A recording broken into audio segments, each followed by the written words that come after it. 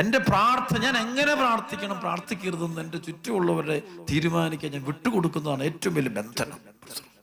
നേരെ മറിച്ച് എനിക്ക് സ്വന്തം ഇടത്തുള്ള കൈ പൊക്കിയാലും പൊക്കിയില്ലല്ലോ, എനിക്ക് ദൈവത്തെ സ്തുതിക്കാൻ എൻ്റെ ഹൃദയം പൊക്കണം. ഹൃദയം ഉയർന്നിൽക്കുക, ഹൃദയം വെച്ചുകൊണ്ടാണ് പ്രാർത്ഥിക്കുന്നവർ മാത്രമേ ചുറ്റുമുള്ളവരെ നോക്കാതെ പ്രാർത്ഥിക്കാൻ പറ്റുള്ളൂ. പ്രസലോഷ് കണ്ടുകൊണ്ട് മാത്രം പ്രാർത്ഥിക്കുന്നവർ, നാക്കൊണ്ടും അധർവ്യായാമം നടത്തുന്നവർ അവരെപ്പോഴും പരിസരത്തുള്ളവരുടെ സ്വരങ്ങൾ ഉയരുമ്പോൾ അവർ സ്വരം ഉയരും, അവർ സ്വരം താഴുമ്പോൾ സ്വരം താഴും. കാരണം അവരെപ്പോഴും ആ സറൗണ്ടിങ്സ് അവരെ കൺട്രോൾ ചെയ്യുന്നു. അതിൽ നിന്ന് പുറത്തു വന്നാലേ പ്രാർത്ഥനയാകുള്ളൂ. സർവ്വ ഹല്ലേലൂയ.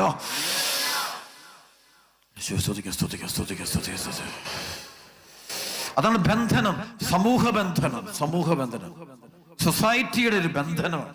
ചുറ്റുമുള്ള ആളുകൾ എൻ്റെ നാവ് ഞാൻ എങ്ങനെ പ്രാർത്ഥിച്ചു തരും? എനിക്ക് എൻ്റെതായ ഒരു ദൈവബന്ധം വേണ്ടേ? അതല്ലേ പ്രാർത്ഥനയിൽ വേണ്ടത്.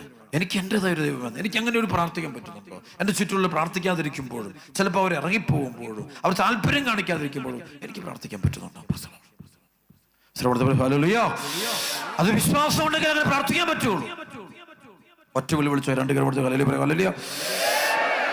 കൈയടിച്ച് കർത്താവ് നന്ദി പറഞ്ഞു, ഹല്ലേലൂയ ഹല്ലേലൂയ ഹല്ലേലൂയ. ഉച്ചത്തിൽ ഞങ്ങൾക്ക് ചില ആളുകൾ ഇങ്ങനെ എഴുതി കൊണ്ടുവന്ന് പ്രാർത്ഥന ചെയ്യും. ഞാൻ പിന്നെ എഴുതി തരാൻ തീർച്ചയായിട്ടും നല്ലതാണ്. എന്ന് വെച്ചാൽ എപ്പോഴും തന്നില്ലെങ്കിൽ ഒന്നും ലോകാവസാനം ഉണ്ടാവുമെന്ന് കരുതൊന്നും വേണ്ട. പ്രസലോഷ് തീർച്ചയായിട്ടും എഴുതി തരുന്ന പ്രാർത്ഥന എളുപ്പമുണ്ട് പ്രാർത്ഥിക്കാം. ഒരു ദൈവം ഒരു രീതിയാണ്. അത് ഇവിടെ ചിലപ്പോൾ ദൈവത്തിന്റെ പരിശുദ്ധാത്മാവിന്റെ പദ്ധതിയാണ്. ഒരു രഹസ്യമാണ്. ഒരു ആത്മാവ് പറയും, നീ ഇന്നതുപോലെ ചെയ്യും. എല്ലാവരും കാണിക്കുന്ന പോലെ കാണിക്കുന്നതല്ല അഭിഷേകം. അഭിഷേകം എപ്പോഴും നമ്മുടെ ഉള്ളിൽ പരിശുദ്ധാത്മാവ് നമുക്കൊരു വഴി പറഞ്ഞു തരും. അതാണ് അഭിഷേകം. എല്ലാരും കാണിക്കുന്ന ഇമിറ്റേറ്റ് ചെയ്യുന്നതല്ല അഭിഷേകം.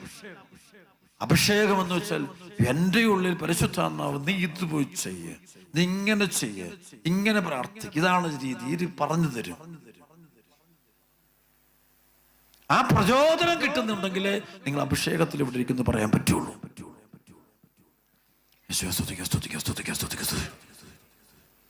വർഷങ്ങൾക്ക് മുമ്പ് എനിക്കൊരു വലിയൊരു സഹനത്തിലൂടെ പോയപ്പോൾ പരിശുദ്ധാത്മാവ് എന്നോട് പെട്ടെന്നൊരു നിർദ്ദേശം, നീ 3 ദിവസം കഠിനമായ ഉപവാസം എടുത്ത് പ്രാർത്ഥിക്കണം.